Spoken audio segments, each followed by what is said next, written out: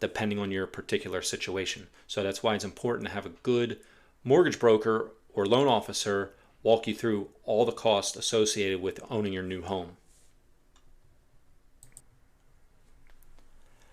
Let's discuss the first of the holy trinity of buying a home, and that is the down payment. The down payment is based on your pre-approval amount.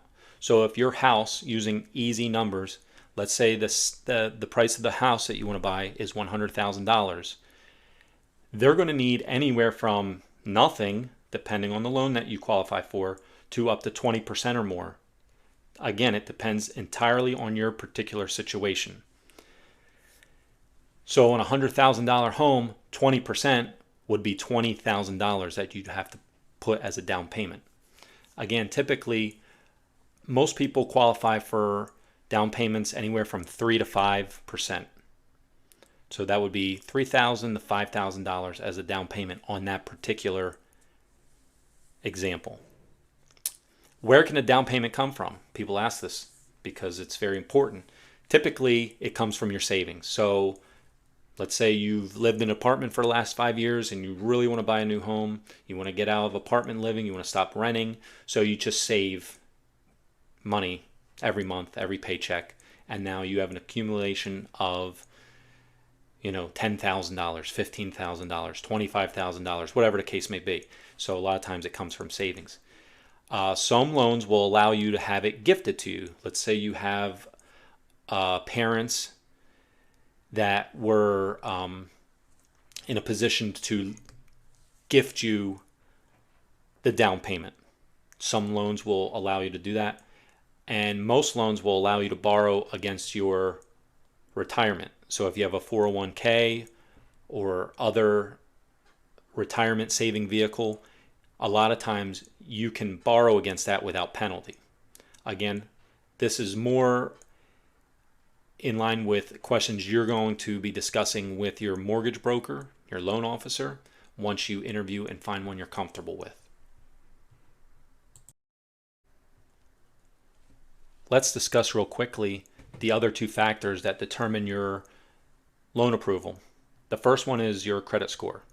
There are 3 major credit bureaus: Experian, Equifax, and TransUnion. Typically, you can get approved for a mortgage if your middle score is at 580 or above. You're not going to get the best rates. You're not going to get the lowest down payment options, but you can get approved with a 580. Typically, if you're above a 640 middle score, and what I mean by middle score is, let's say your TransUnion is 700, your Equifax is 650, and your Experian score is 630, your middle score would be a 650. Typically, if you're over a 640, you qualify for most mortgages. Again, this is something to talk to your loan officer about. But you're going to want to maintain your credit score. You don't want to add new debt. That means not making any big purchases from the time you get approved to at least after you close on your loan. And I would wait at least a week till after you close. A lot of times the lender is going to pull your credit right before closing. And if they saw that you bought a new car or you bought $10,000 worth of new furniture on credit, it may hurt your approval. The other and final of the holy trinity of approval metrics is your employment. Typically, as long as you're in the same line of work for 2 consecutive years, that will keep you approved. So what you don't want to do is change jobs while you're looking for a home. Sometimes you can't help it. Things happen. And a good mortgage broker can navigate that. However, to make it easier on everybody, you want to maintain employment. If you're a W-2 earner, it's a lot easier to get approved as opposed to someone that's self-employed or 1099. The lenders like to see stability in income.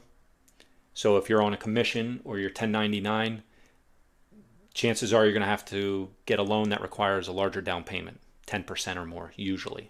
But if you're a W-2 worker and you've been working at the same place for 3 years or more, typically that's what the lenders like to see. So to maintain approval, remember, you don't want to add any major debt.